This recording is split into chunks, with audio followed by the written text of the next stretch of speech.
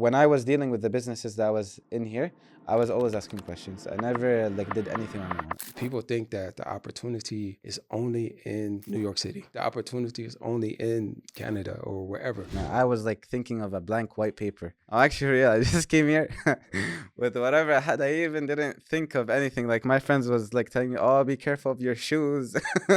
Man, I go to a place in Tajamul Khamis, for example, in New Cairo, and all you see are Mercedes and BMWs and the Tesla trucks and all kind of stuff. But there's no way that all these people are living like this and there's no opportunity. I say, okay, my friend, oh yeah, just my dad gave me 3 apartments and I'm renting them. Okay, like Allahumma barik. Like you'll see here an organization that's 100 years, like a milk factory or like a pickle factory. Being able to benefit people and help people is a good thing. It's not a bad thing. But in order to do that, a lot of times you have to work hard and you have to seize opportunity and not waste a lot of time. The reason also, like I encourage people that are businessmen to strengthen up and go more and proceed with more for the sake of Allah subhanahu wa ta'ala, not for the sake of the wealth, to have goals that needs to be placed for the Ummah.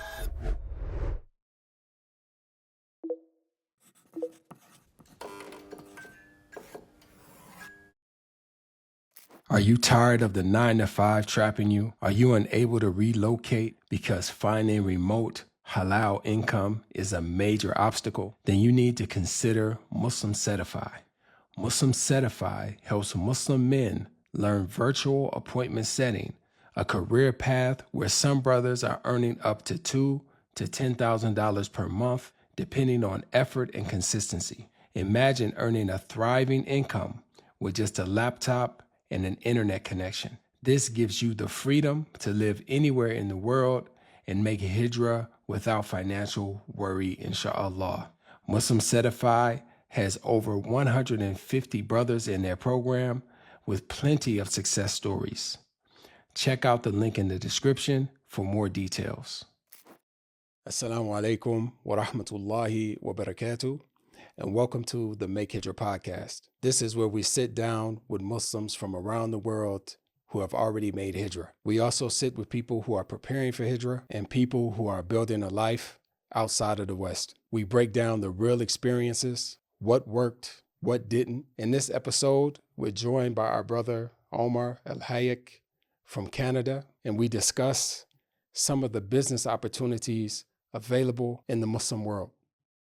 Brother Omar, it's a pleasure for us to have you here, man. And we interview a lot of people, and we try to get different perspectives. And the reason we do that is because people can identify with different people, and hopefully some of the people that are watching will identify with who you are and what you represent, inshallah. So let's start by just introduce yourself. Just give us a little bit about your background. It doesn't have to be too personal, but help us to understand a little bit of why you're thinking the way you're thinking, especially when it comes to hijrah.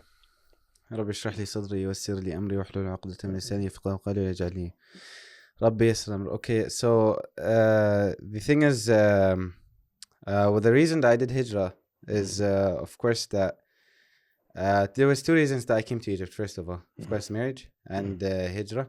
And these were like the 2 triggers that really put me in, because subhanallah, alhamdulillah, when I was getting married, I just planned it khalas as a hijrah, and I took the niyyah for that. MashaAllah. Yeah, alhamdulillah. From where? From Canada. MashaAllah. Yeah, so from Canada.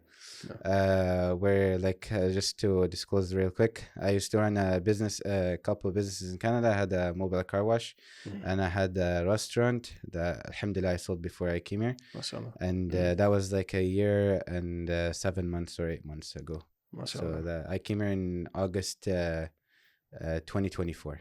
MashaAllah. So just in general, what were your expectations? What did you know about Egypt before you came? This would be actually funny, yeah. When I first came here, actually I wasn't expecting anything.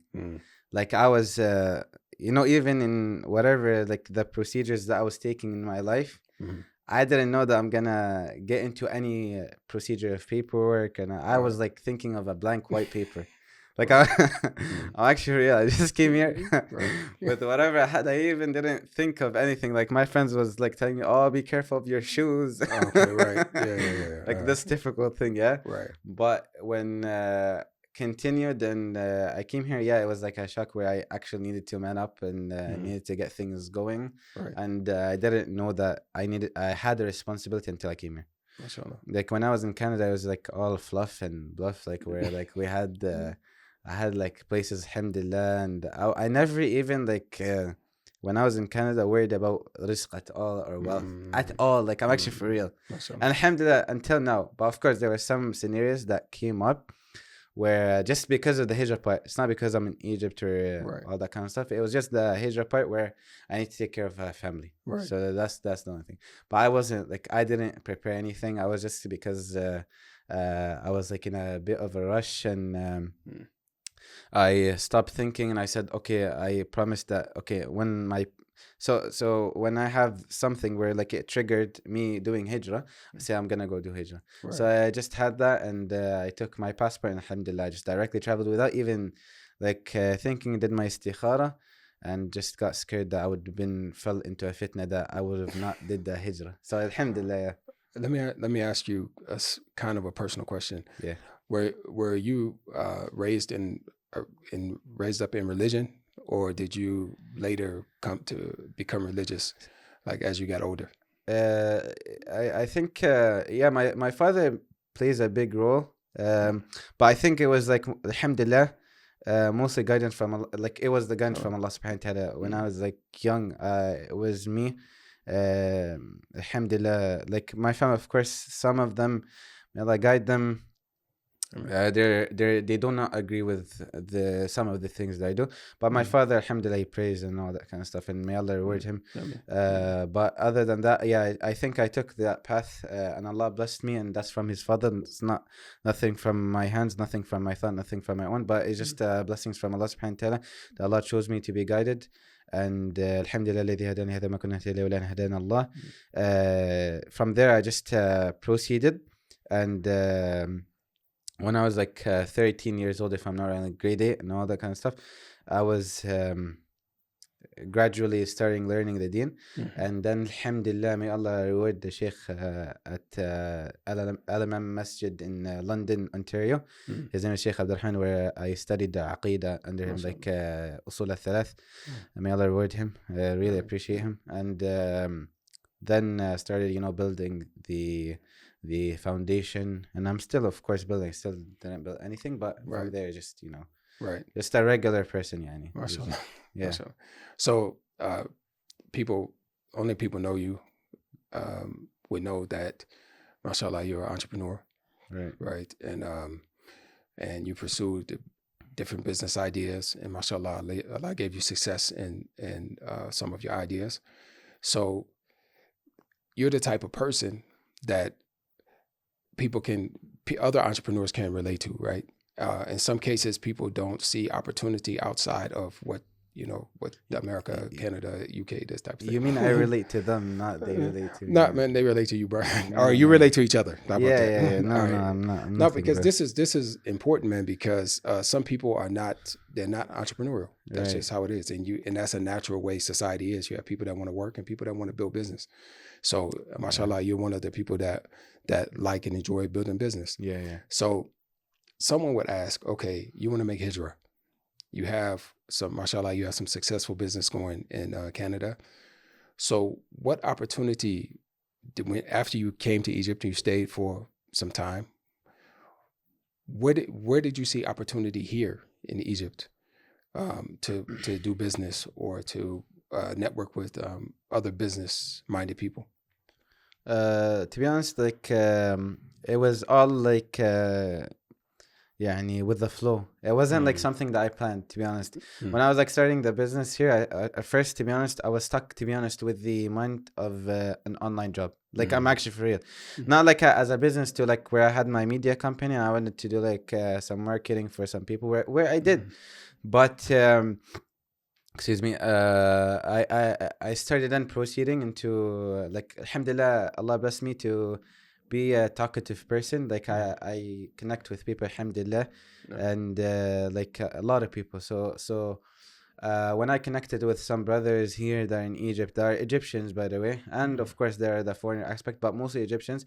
I saw some success. Like when I was like walking to places. But of course, this needs to visualize first. For me, like I'm talking in my like field where I needed to visualize things first of all until I start like become strong in where I can push. Okay. Because like I visualized for like 8 months to a year, and then I started putting on my business where I like, okay, alhamdulillah, right now started seeing some flow, some traffic, some here and there. So where it's starting to proceed into a organization. But when you're like not, I don't know, like where if I didn't visualize, I think I would have not done what I would have like Allah bless me right now. Right. Where I need to visualize. So when I was like, of course, like for example, let's go to the big areas that we're at.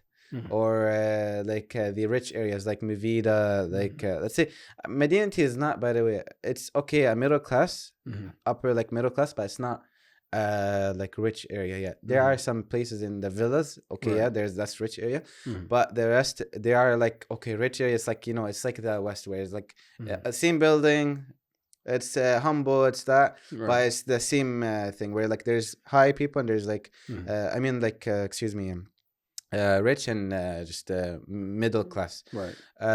So when you go to these rich areas, you go to South Med, you go to these places, you can see that most of these stores are local.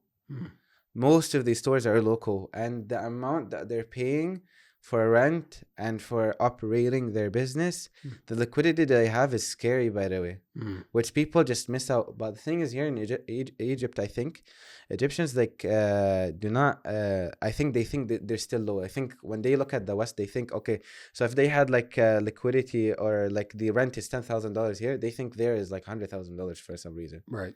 So let's get to this. Yeah. So I told you like. What do you think? You know Makram Abed, the street here. Okay. Yeah. If you go to Dubiz or like whatever application that's for rent, most, by the way, Egyptians I think don't know this, by the way, they rent here. So in Makram Abed, because I think it's mostly like firmed up with them and there's a big foot traffic there. What do you think the rent there is? Oh, that's a good question. I don't know, man. Let's put it in EGP, then we'll convert it to USD. Okay, I would guess that you may be able to get a storefront, maybe 200 meters. Well, no, maybe about 50 grand. 15 grand USD? Like 50 grand Egyptian pound. No, I think you should have converted to USD. Oh, you want me to say it USD? No. So it's 15 grand USD. No, 50 grand. USD. No, 50 grand Egyptian. Yeah, but I'm saying it's 15 grand USD. Oh, it is 15 the grand. Rent. Well, that doesn't make any sense, bro. It does not make any sense because it's actually like... That's like a couple million, isn't it? In Egyptian pounds. Yes. SubhanAllah. They pay that monthly. For that square footage I just mentioned? Yes. So you know Siraj Mall? So the front right now, the front row where it's like a 77 meters or like close to that, it's about $4,000 they pay. SubhanAllah. Yeah, 200,000 EGP. Okay, so Makram Abid, like it ranges by the from let's be like from low to high, 6,000 USD to 20,000 USD and up. And what's the 6,000 USD look like? That's like a small shop. It's regular. People don't know this, by the way. Like, and that's the thing where, like, how are they getting that cash? How are they making these sales? Are they making the money? Why are they still open? Yeah. But I mean, sometimes you might pay the 6 to get 7. Say that again. You might pay the 6 to get it. Just but either way, they might have that mentality. Right. But what I'm saying is like that money is like it's still money. That's liquid. Like, and some people, like, again, they've been there for years, bro. Yeah, it's established places there, Yeah, so also here, like, commercial buildings, like, that are, like, because my father-in-law, may Allah bless him, he's also into commercial buildings. So, like, where he's Egyptian, also Libyan, like, originally Libyan, but, like, citizen of Egypt. And he has, like, some commercial, like... property. Yeah. So he rents them out. They're good rent here, like, and all that kind of stuff. But again, it's not like something that I don't know. Like, I've never got into that. Right. To be honest. But yeah. Right. If you're a Muslim who already has the financial means to make hijrah, but still hasn't made the move yet, then you need to consider the Hijrah Plan program. As a private consulting client, We help you thoroughly plan your family's relocation from A to Z. And then we connect you with our partners on the ground in the Muslim country you've chosen. They then can help you get settled in seamlessly once you've arrived. To see if you qualify, go to hijrahplan.com or check the link in the description. So, I mean, what's the opportunity that you see? I mean, just off the top of your head, if knowing the rents, because honestly, I didn't think it would be more than 50,000 pounds or 100,000 maybe. So, and that equals like $2,000. I'm just saying this for the appearance of the so we can understand that there's liquidity here and where you can still get cash. That's the thing. I'm not saying okay, let someone go open a place in Makra Mabin and he'll get his money back. No. These brands that they've been here for a long time, and there's like about 24 million population in Cairo. Right. So like you'll understand where I'm getting this from. But other than that, like of course the business aspect is like on your skill set. I cannot say like just off the topic, but what I know that a lot of people recommend here to do is like food business, F&B, and but I think if like a business that is amazing like to do things here is where you can just do it better than others, like because there's a lot of not itqan, like there's no like proper excellence in their work and perfection. Like their customer service is bad, their quality sometimes is bad, and I think here like this is the game, inshallah, about Egypt, where like there's three things that you need to really hit in Egypt to inshallah, or in any place to be honest. Allahu alam, I don't want to say, let's say in Egypt because we're in Egypt right now.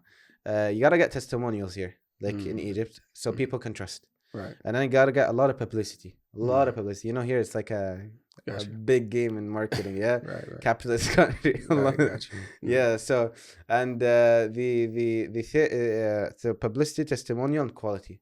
You gotta have quality, right? And that will here it spreads fast, right. Spreads fast, especially like again, the upper tier is not known in Egypt. Like people hide.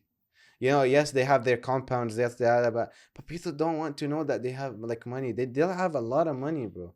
Like they have. I know, like for example, a friend of mine that like a person I know, like not a friend of mine, that when I first came here, he took me to his restaurant, and he was in Tajamma. He's telling me I pull up $100,000 every month, $100,000. Yeah, in food. So like. That's his gross, or what is that? It's not profit. It's not gross profit, but it's just revenue. Of course, like he'll profit maybe like 20% or 25%, whatever. But that's still like that's monthly though. So like you get what I mean. So he has that recurring revenue where like he's strong off it. So these are the things that are just hidden. Here you'll see like a small shop that's a factory that imports a lot of places. But just so for example, one time like the factory that we deal with for buying some supplies of plastic and all that kind of stuff for the food packaging, it's like in a basement, right? Them basements that are like in the apartments, right? I tell him like I want to charge my phone. My phone is like out of charge, and then like that shop looks like a miskin shop. Like it's just like it's not like intimidating. Like it's just adi. Like that light bulb that sticks out of like hang from the wires. No. So I go up and I tell his brother I need to try my phone. I go up and I see his car, Allahumma barik 2026, fully like loaded car, and it's like.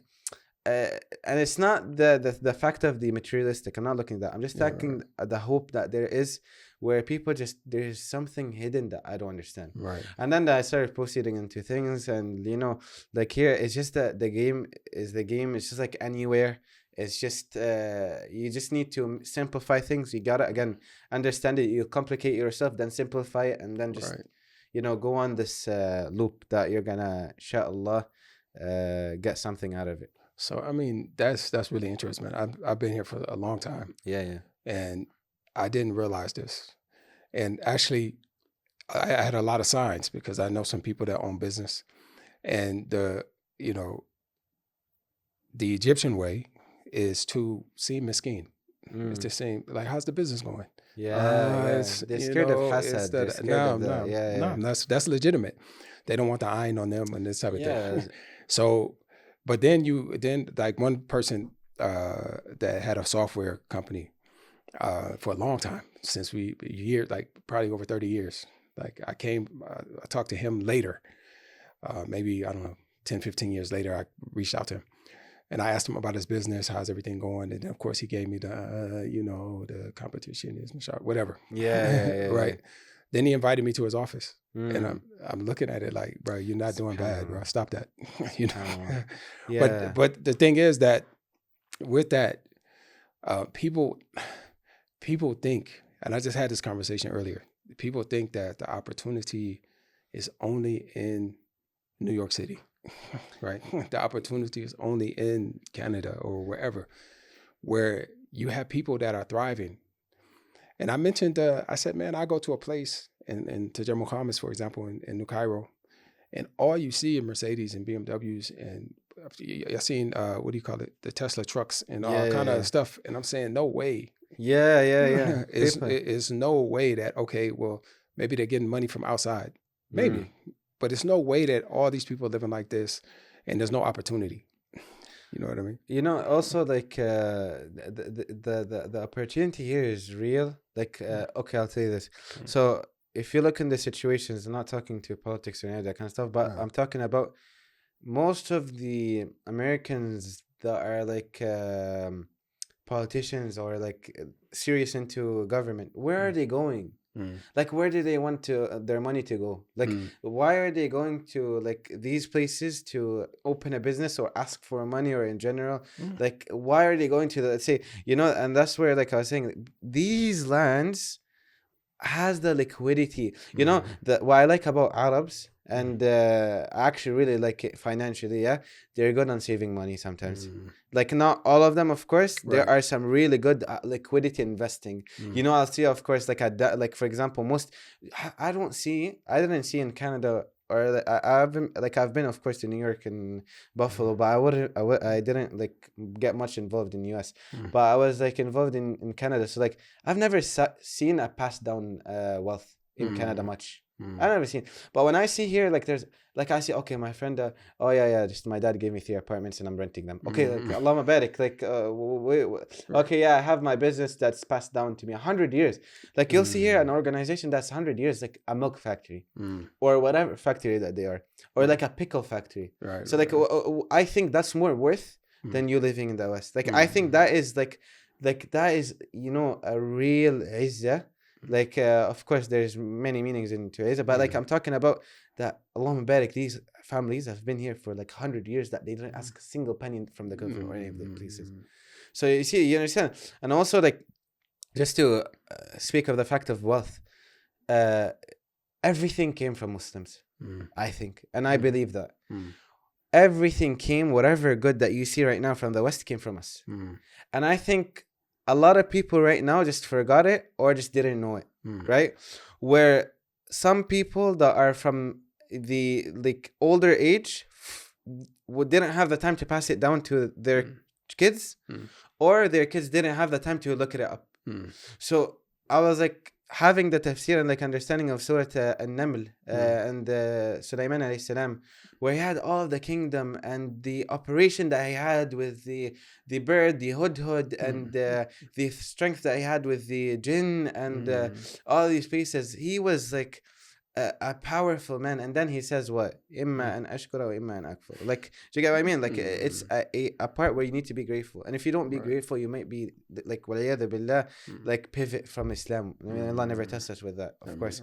But what I'm saying is just the reason also, like I encourage people that are businessmen to strengthen up and go more and proceed with more for the sake of Allah subhanahu wa ta'ala, not for the sake of the wealth, to have goals that needs to be placed for the ummah. I think it's just right now, sometimes I don't want it to become a trend where Muslim wealthy, whatever, it needs to be like wealthy, etc. Yes, I think it's just, it needs to be a need where the Muslim needs to become an organization that needs to start making an income for people that are around him also. So you get what I mean? So like one time, wallahi, like this is what really, really triggered me. Sorry. is when someone from the family, he got injured badly, like a motorcycle hit him. And it was 2 a.m. in the morning, and I'm sleeping, and someone calls me and rings me, and he tells me someone like really close to me from the family hit. So I was like, I'm scared. What am I scared of? The bill of the hospital, Right. And that really and I'm scared, like, what if he asks me for a couple $1,000 that, okay, can you like loan me, because they know like they're gonna come back to me, and what if I didn't have that money? Right. And that's what, like, how I look into things, like, not also of course into that really depth, just so we can like not misunderstand things. It's just I'm looking into it to have that he should not go to anyone else. If the family, like, if there's 4 men in the family and one of them or 2 of them is not like capable of paying their debt or their money, or like, imagine then 4 of them, like, who is there for them? Like, do you get what I mean? And that's really like tough for me to see. I cannot see 4 grown men not being able to do it. Like, Allah gave them health, gave them the mentality, and gave them the ideas and all that stuff. But what are they stopping on? This could not work. And this is like really terrible, by the way. It's because they forgot the way of life. They forgot like what needs to be done in this life, and what needs to be like took. And again, just like we were talking about the inputs and outputs, like what needs to be acted upon right now. And if things are not acted upon right now, it will never be acted upon later on at all. I get that.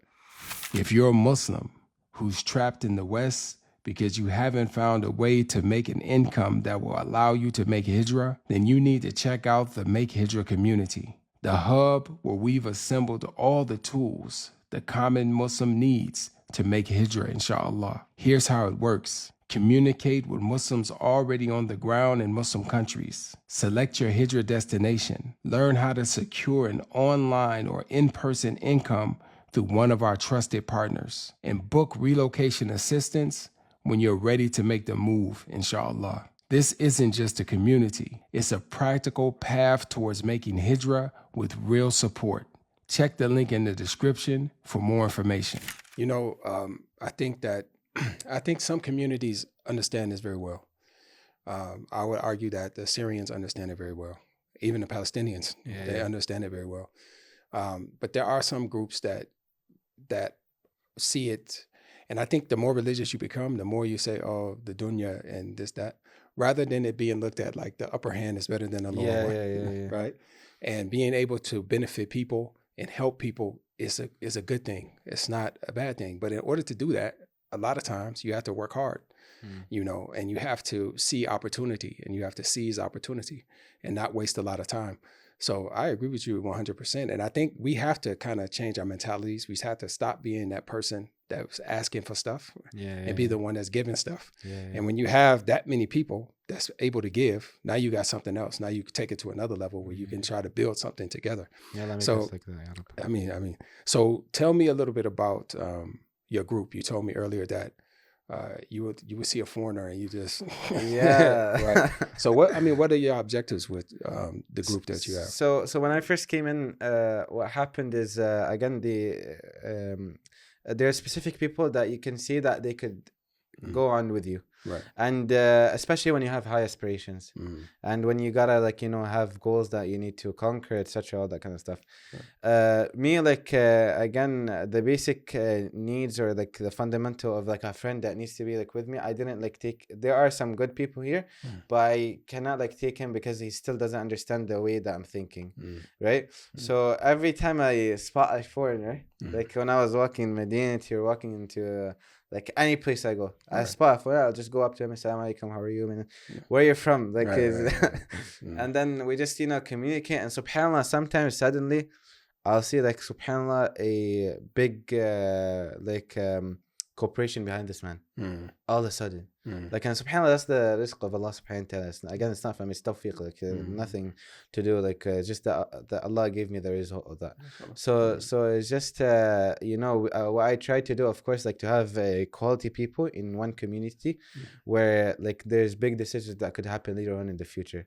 Inshallah, where we can, you know, put all hands in and there could be like something. And to be honest, again, what I'm looking right now and my goal is right now before, and I spoke to someone about this when I first came to Egypt. After the message, he comes and tells me, like, I told him, inshallah, once I establish something really here strong that I can like talk about later, not for the fact of talking, just as a proven concept where people can right now understand where I'm coming from, because some people wouldn't like understand at the beginning when I told, okay, yeah, this business, this, that, but I don't have a proven concept where it was just a thought.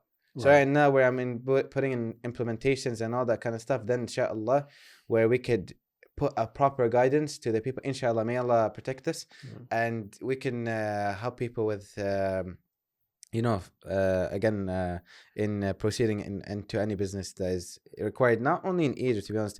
Again, my plan in Egypt is to like extract as much as I can from it. It's like I call it the Chinese Arab, like it's the Arab Chinese country. Okay. So where like there's a lot of, not in the bad way, of course, in a good way, but it's there's a lot of like a long bit of production lines, factories, and things that could be easier for business that people don't know. That there's maybe like, I think from the West they don't know it because they just don't know the language. That's the barrier.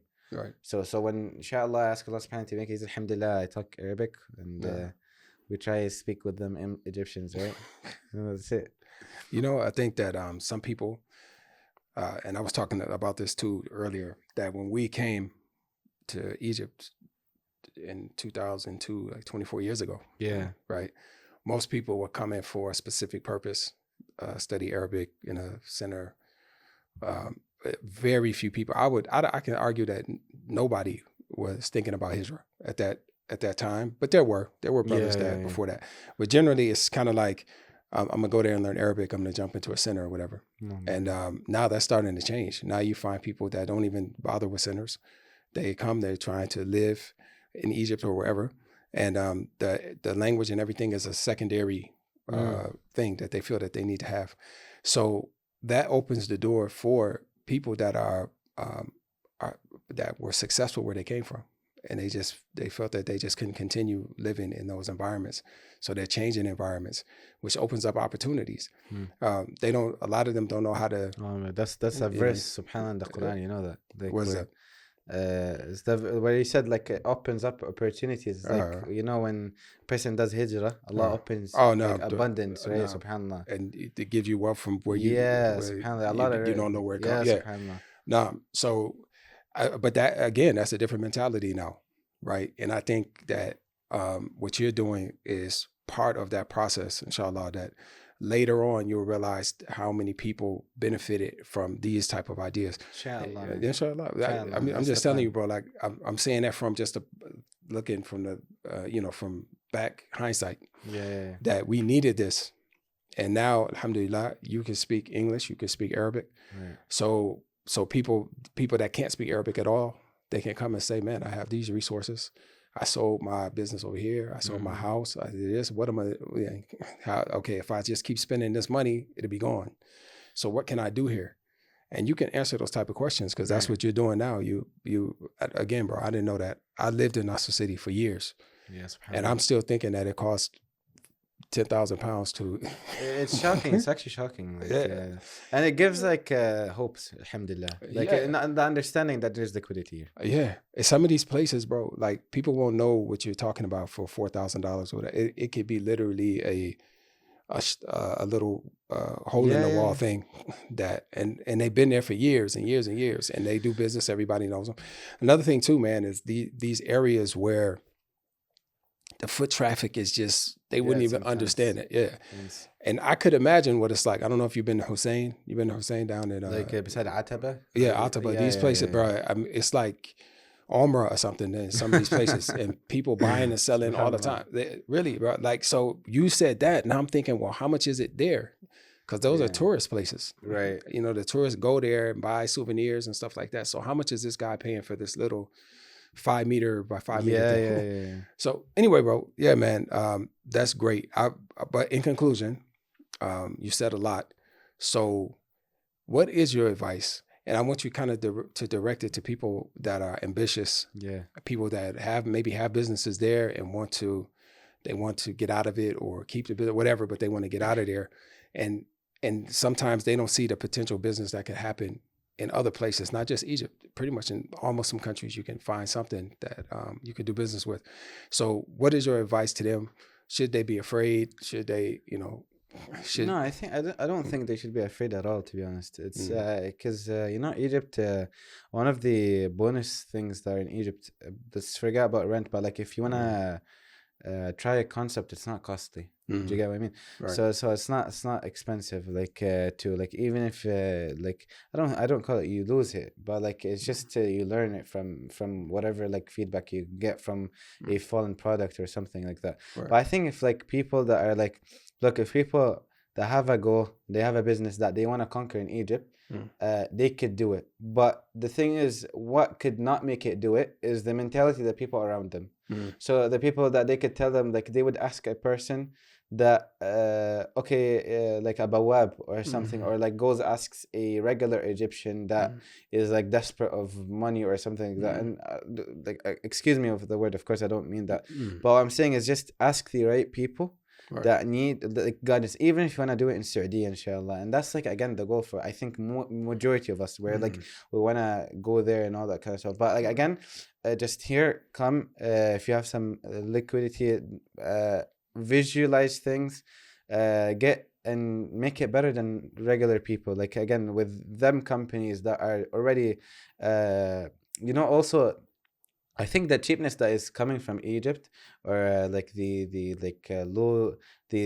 price of the delivery cost of the Uber and all that stuff, is I think also the people always was competing with each other. So when a person like gets, okay, this is 500 days, I'll make it 490, and I'll make it 490, I'm gonna make it 300, make it 300, to a point that there's, and subhanAllah, it could come to kibr billah, where like, okay, I'm gonna make it lower than this, I'm gonna profit 1 janaise and I don't care, and then you'll have to be forced to do that. Right.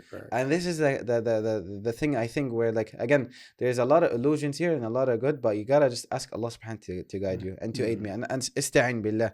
Like you have to rely on Allah subhanahu wa ta'ala and ista'in billah. I like whatever outcome that I came from is from Allah subhanahu wa ta'ala. I did the bare minimum, like literally nothing, and Allah subhanahu wa ta'ala is to continue to bless. And of course, do a lot of reflection on what you proceed with, especially like with when you come here, inshallah, if you have the inshallah like the plan to come here, of course, just take it step by step and like reflect a lot and look into the people that already made it and ask them. I never like also with when I was dealing with the businesses that I was in here, I was always asking questions. I never like did anything on my own. Actually, like I didn't rely on my, like when I came here, I knew I didn't know business. Like I'm actually really, I was like, wallahi, like I was sitting and I was like, I don't know business. Like I'm like I thought I knew business. That's why I came even like to Egypt like without even like I thought, of course, don't do that. But I just like raised my hands up and I came, which is a wrong decision. But alhamdulillah, it was the right decision at that time. But right now with a better brain, I think So yeah. Subhanallah, that's it. Stop guessing and start planning. Discover your Hijrah readiness score today at hijrahtest.com.